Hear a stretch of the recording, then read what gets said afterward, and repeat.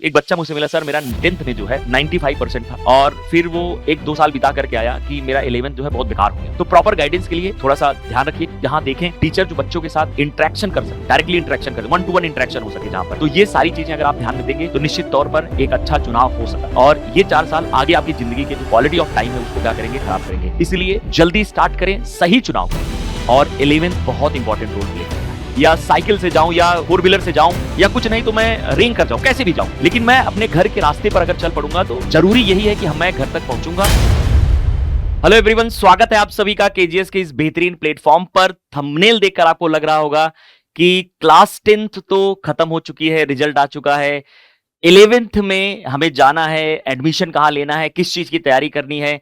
मतलब ये वीडियो बच्चों के लिए तो है ही है जिन्होंने अभी क्लास 10th पास किया है, साथ ही साथ पेरेंट्स के लिए भी है, वो ये डिसाइड कर सकें कि बच्चे का जो इंटरेस्ट है वो किस फील्ड में है और किस प्रकार, किस कोचिंग का चयन करना चाहिए और क्या क्या चीजें देखनी चाहिए। तो चलिए स्टार्ट करते हैं इस वीडियो को बिना किसी देरी के। तो सबसे पहली चीज कि कोचिंग में एडमिशन लेने से पहले ये वीडियो आपके लिए बहुत जरूरी है। तो हमारा सबसे पहला सवाल यही है कि आपने 10th पास कर लिया तो आपका इंटरेस्ट किधर है, किस फील्ड में आप जाना चाहते हैं, आप क्या बनना चाहते हैं। अगर इंटरेस्ट आपका नीट और जेई है तो इसको पहले ना क्लियर करना पड़ेगा, क्योंकि मैंने एक लाइन लिखी हुई है, आप समझेंगे कि जब तक मंजिल का पता नहीं होता ना कोई भी रास्ता काम नहीं आता। अब ऐसा नहीं है कि आप जो है चलते जाएं किसी भी रास्ते पर और आपको कोई ना कोई मंजिल मिल जाएगी, कोई ना कोई चाहिए ही नहीं ना। मैं डिसाइड करूं, मेरी जिंदगी है, मेरा जो इंटरेस्ट है मैं उस हिसाब से क्या करूं, मेहनत करूं और मुझे वही चीज चाहिए। जैसे एक सिंपल सी बात बताऊं, आप समझिए, मान लीजिए मुझे कहीं जाना है, मान लीजिए मेरा घर यहां से 2 किलोमीटर दूर है और मैं अपने घर की तरफ जाना चाहता हूं, अपने घर जाना चाहता हूं और मुझे पता है मुझे मेरे घर जाना है, तो मैं अपने घर जाने वाले रास्ते पर निकल पड़ूं।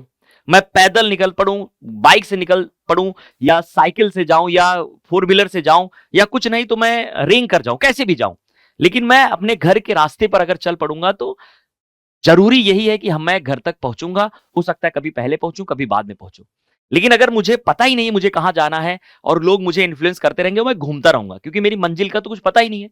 तो यही चीज मुझे समझनी पड़ेगी आपको समझाने के लिए कि भाई आपका इंटरेस्ट पहले खोजो कि इंटरेस्ट क्या है। अगर आप डॉक्टर बनना चाहते हैं, अगर आप इंजीनियर बनना चाहते हैं, देश में दोनों की बहुत कमी है ना, तो ये वीडियो आपके लिए है। सबसे पहली चीज, नीट में अगर आपको जाना है, आपको डॉक्टर बनना है, तो आपको 3 सब्जेक्ट पर महारत हासिल करनी पड़ेगी। एक बायोलॉजी, फिजिक्स और केमिस्ट्री। अगर आप जेई करना चाहते हैं, इंजीनियरिंग करना चाहते हैं, मैथ्स, फिजिक्स और केमिस्ट्री 3 सब्जेक्ट आपको बेसिक ध्यान देने होंगे। इंग्लिश और हिंदी ये तो कंपलसरी है, होता ही है, और भी कुछ एडिशनल सब्जेक्ट होते हैं तो उस पर हम बात नहीं करेंगे। देखो कभी कभी क्या होता है कि दोनों सब्जेक्ट लेकर बच्चे पढ़ते हैं, तो हाँ पढ़ सकते हैं, लेकिन थोड़ा सा जैसे कहा जाए ना कि एक प्रचंड क्लियरिटी जो दिमाग में होनी चाहिए वो नहीं हो पाएगी। तो सवाल यही है, पहले आप डिसाइड करिए आपको क्या करना है, नीट या जेई करना है, या फिर आप और कुछ करना चाहते हैं तो आप आर्ट साइड की तरफ भी जा सकते हैं, है ना। चलिए अब हम बात करते हैं, अगर हमारा ये सपना है तो हम क्या कर सकते हैं कि कोचिंग कब ज्वाइन करें और कोचिंग क्यों ही ज्वाइन करें, है ना। एक सवाल ये भी आता है कि एक बच्चा मुझसे मिला, सर मेरा 10th में जो है वो 95% था और फिर वो 1-2 साल बिता करके आया कि मेरा 11th जो है बहुत बेकार हो गया, है ना। फिर 12th में हमारे पास आया, तो क्योंकि उसको सही गाइडेंस नहीं मिली, और अगर सही गाइडेंस मिल जाती तो शायद वो होनहार बच्चा जो है वो आज कुछ बढ़िया कर रहा होता। तो ये गाइडेंस की बहुत जरूरत होती है, क्योंकि अगर हम, आप देखो, केवल टैलेंट होना एक बात है कि चलो बहुत अच्छी बात है ये, लेकिन जैसे जैसे आप आगे बढ़ते जाते हैं ना, आपको प्रॉपर गाइडेंस चाहिए, एक सही डिसीजन मेकिंग टीम चाहिए जो आपके साथ खड़ी रहे, आपके साथ मेहनत करने के लिए तैयार रहे, ताकि आप अपने एम को ना बहुत साकुशल पूर्वक प्राप्त कर सकें। तो यही चीज यहाँ पे है कि कोचिंग क्यों ज्वाइन करें, कब ज्वाइन करें, है ना।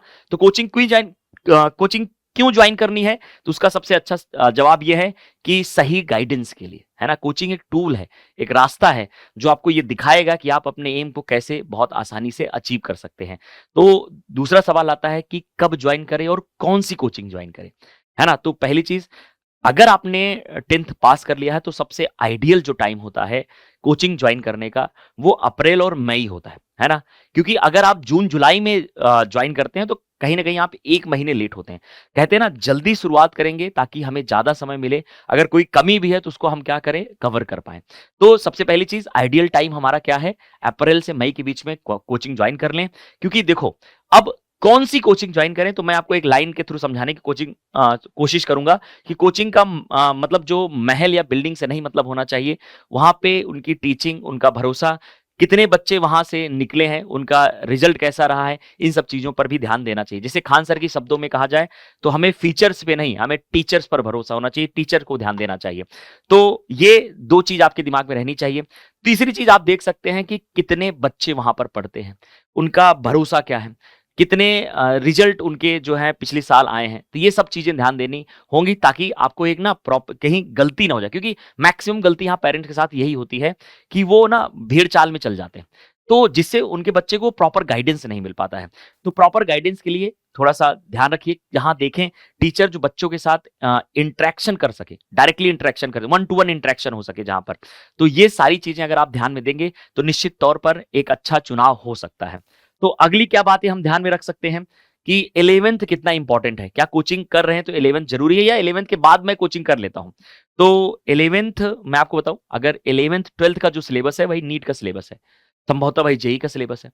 तो अगर आप 11th बहुत अच्छे से कर रहे हैं, अगर आप 12th बहुत अच्छे से कर रहे हैं, तो आप 12th के दौरान बोर्ड एग्जाम देंगे, बोर्ड एग्जाम के दौरान ही आपका 1-2 महीने के बाद क्या होगा, नीट का एग्जाम होगा। मई के फर्स्ट वीक में नीट का एग्जाम होता है। तो अगर आप 12th के दौरान ही गवर्नमेंट कॉलेज, मेडिकल कॉलेज में जा रहे हैं, एम्स में जा रहे हैं, कहीं पे भी जा रहे हैं, तो आप सोचिए ना, 17 साल की उम्र में आप एमबीबीएस करने जा रहे हैं, 23-24 साल की उम्र में आप एक फिजिशियन बनकर निकलेंगे। यानी 23-24 साल की उम्र तक बच्चे जो है बैग लेके घूमते रहते हैं, डिसाइड ही नहीं कर पाते हैं। यानी आप सोचिए ना, एक यंगेस्ट डॉक्टर जो मतलब बनने का एक खिताब आपको मिल सकता है। तो एक तो ये चीज हो गई कि समय पर शुरू करेंगे तो सफलता जो है जल्दी मिलेगी, क्वालिटी ऑफ लाइफ जो है वो बहुत इनहेंस होगी, बहुत अच्छी होगी। क्योंकि देखो, सफल होना जरूरी नहीं है, सही समय पर सफल होना ज्यादा जरूरी होता है।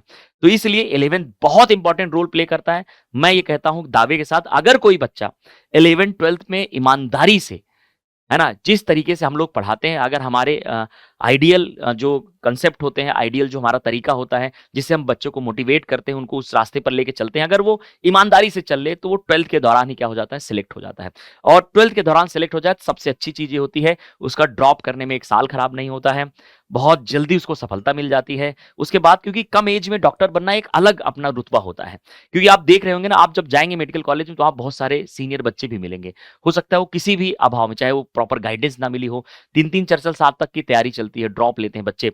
अब ये कहना दुखद है, मेरे लिए भी दुखद है, क्योंकि 3-4 साल बहुत बड़ी बात होती है, और ये 4 साल आगे आपकी जिंदगी के जो क्वालिटी ऑफ टाइम है उसको क्या करेंगे, खराब करेंगे। इसलिए जल्दी स्टार्ट करें, सही चुनाव करें, और 11th बहुत इंपॉर्टेंट रोल प्ले करता है। इसलिए हम लोग देखो, 11th जिन बच्चों का खराब भी हो जाता है तो 12th के लिए अर्ली बैच लाते हैं, ताकि उन बच्चों का जिनका 11th खराब हो गया है, उनका उनका हम क्या कर सकें, 12th के साथ साथ 11th का रिवीजन भी करा सकें। अगर आप भी ऐसा सोच रहे होंगे कि आपका 11th खराब हो गया है, तो हमारा जो 12th का बैच है वो अप्रैल 2 से आ रहा है, तो आप एडमिशन ले सकते हैं। आगे बात करते हैं कि 11th की इंपॉर्टेंस आपको समझ में आ गई। तो अब एक सवाल आता है कि केजीएस में हम सिर्फ एडमिशन नहीं लेते, है ना, हम गाइड करते हैं और हम बच्चे के साथ चलते हैं। तब तक चलते हैं जब तक बच्चा खुद से मेहनत नहीं करने लगे, खुद से उसकी सिलेक्शन की कैपेबिलिटी डेवलप नहीं हो जाए। इसलिए जो बच्चा होता है ना, क्योंकि 10th पास करके जब बच्चा आता है तो उसका जो दिमाग होता है वो एक समझ लीजिए कोरा कागज होता है। और सिलेबस की बात करें तो सिलेबस में बहुत जमीन आसमान का अंतर होता है। इतना अंतर होता है कि बच्चा जो एक चैप्टर पढ़ता है ना, उसकी एक पूरी बुक मिल जाती है। यानी आपने समझा, साइंस की इतनी बुक, एक बुक पढ़ी होगी, है ना, आप 11th में जाएंगे तो फिजिक्स की 2 बुक मिलेगी, बायोलॉजी की 1 बुक मिलेगी, आपकी केमिस्ट्री की 2 बुक मिलेगी। इस तरीके से आपको क्या होगा, सिलेबस डिवाइडेड हो जाएगा और बड़ा हो जाएगा। तो कहीं ना कहीं आपको ज्यादा एक्सप्लोर करना है, ज्यादा मेहनत करनी है। तो ये चीज आप दिमाग में रखिएगा कि किस चीज का चुनाव करना है, हमें सही कोचिंग का चुनाव करना है, जहां पर लोगों का भरोसा हो, जहां पर रिजल्ट अच्छे आते हो, जहां पर बच्चे का सेटिस्फैक्शन लेवल बहुत अच्छा हो। दूसरी चीज आपको एक बार फिर से बता देना चाहूंगा कि हमारे जो क्लास 11th के बैच हैं, वो अप्रैल के फर्स्ट वीक में, अगर मैं एग्जैक्ट डेट बताऊं तो आपको 7 अप्रैल से,